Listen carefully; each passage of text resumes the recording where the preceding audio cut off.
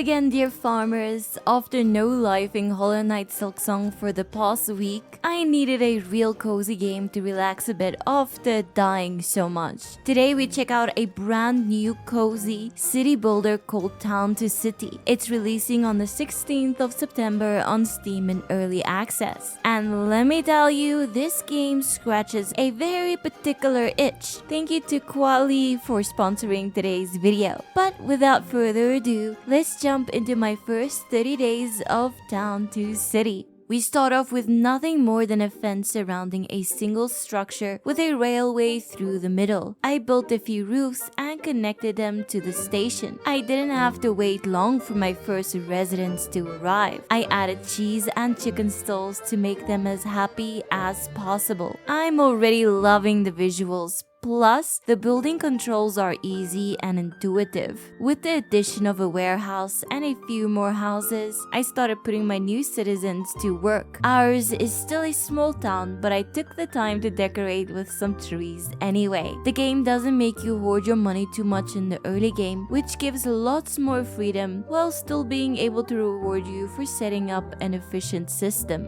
You can only add to your population when their happiness is at least 60% or higher. It was already taking shape much better than I could have dreamed. With my new research center, I could unlock new stalls and, even better, new plant decorations. My goal now was to sustain a total of 50 residents, so I got to building. I spent the next few days expanding my first neighborhood as much as the landscape allowed. A family moved in that preferred more nature around their house. I was more than happy to oblige. I expanded to the other side of the station as well and quickly reached the 50 population count. This upgraded the city to level 2 and I picked the flower decorations for my next research job. It was time to build myself a house as well, appropriately called the mayor's house. I created a cute little backyard for one of my residence streets with a slide and seating and lots of flowers. I set up a bit further up the hill to get away from all the noise. With my own fixed address, the townsfolk were quick to show up at my gate complaining about this and that. Instead, I made sure to give myself a cute little backyard first. By the time day 7 rolled around, I was running out of money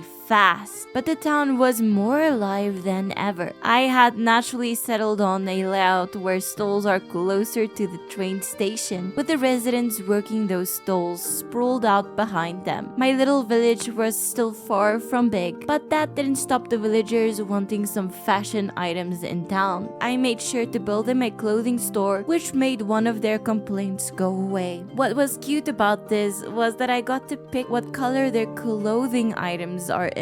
As the houses started to approach the mayor's house, I made sure to ward off any potential trespassers. As my first week came to an end, I felt like I made some good progress already. I was up to 76 residents with the goal of 120 next. With my second neighborhood almost running out of space, I unlocked the ability to stack a second floor onto the houses. My researchers were incredibly slow, gaining me some more research points to allow me to gain access to more buildings. So I made sure to add many more researchers to the building. Give me those points right now. I also got greater reach for all the shops and grabbed myself the butcher's building too, boosting total happiness to a whopping 95%. My neighborhoods were growing incredibly fast at this point, so I had to assign a bunch of workers to more stalls and buildings. We don't want a hunger strike to happen. I like my money too much,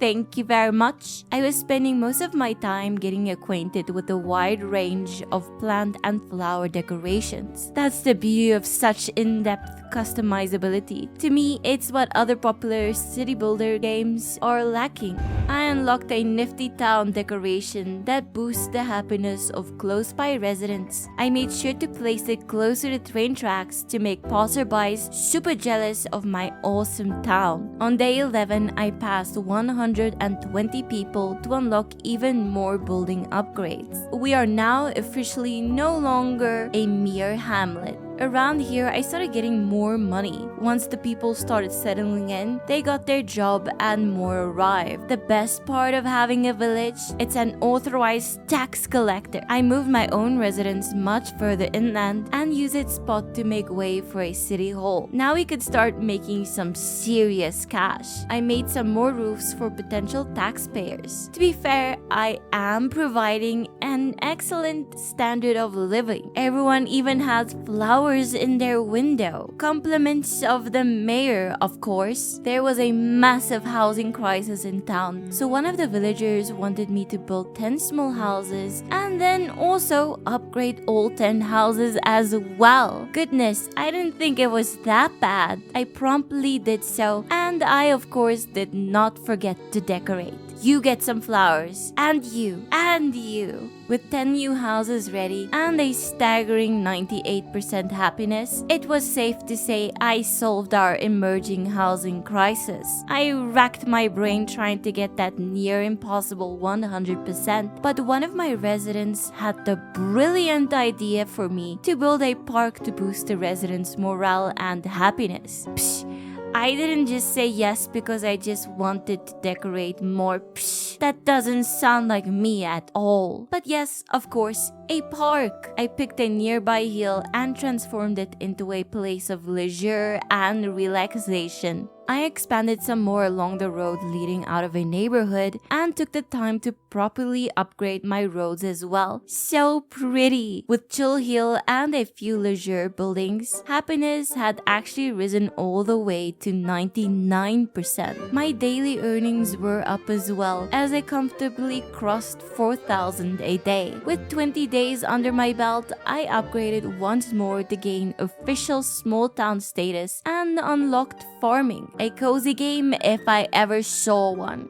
I started out with a low tax and intentions to increase it once the town has grown some more. My daily earnings jumped another 1,000 and some, making me feel very rich indeed. Unfortunately, this new territory came with more picky residents called artisans. They are specialists and boy do they know it. These guys will boss you around a little for no reason sometimes, but they're good on the inside and more importantly, good at bringing in money. And I actually needed to have 30 of them living in town to be able to upgrade the town's rank once more. So in order to keep the resident artisans happy, I had to build a few more leisure buildings nearby. I completed someone's request for a maze just to find out everyone else is starving from the too far food stalls. But in my defense, I had no idea it was so difficult to build a maze. I really wasted so much time just trying to rack my brain on building a maze that doesn't just end in dead ends. I was struggling to keep up with all the residents' demands. Each time I let more people live in houses, the request for food and entertainment went up, and I was running out of workers to man the buildings and stalls. But with all the upgrades I was doing the last 2 days, it allowed me to increase my town rank once more to city level, which meant I had access to public buildings like a church or school.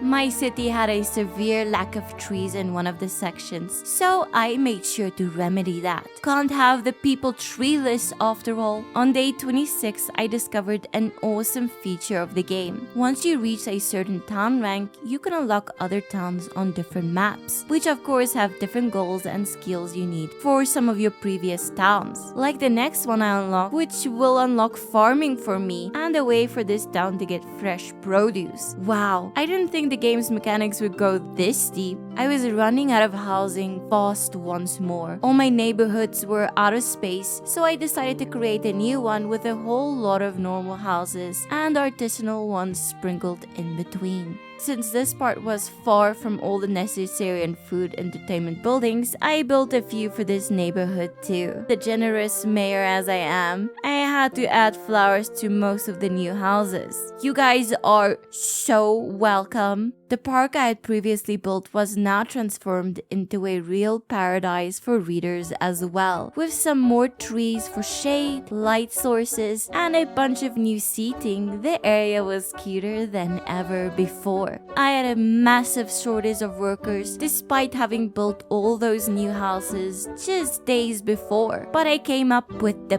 perfect solution. Who needs food, entertainment, or even clothing when you can have tons of flowers and decor around your houses? That should keep the residents happy for now. I had a crazy amount of fun playing Town to City. I am usually not the biggest fan of city builders, but something about this game really just scratched an itch I never thought I had. The decoration was simple and incredibly fun to use. The way you manage your residents was also quite fun, and I was happy to see that it wasn't too complex. A lot of games that came out in early access this year usually came with their fair amount of bugs, but I really only encountered one in this game where I couldn't place roads. It was easy to fix though, as you just had to reload the game, and otherwise the game ran pretty smoothly. I did play about 100 days in one sitting, so the game is super addictive in all the right ways. But due to some time constraints, I was only able to script and edit until 30 days. That being said, the game can use just a little more love in quality of life things, like explaining where to click when having to upgrade the mayor's house, which was a little hard to see. Just small things like that.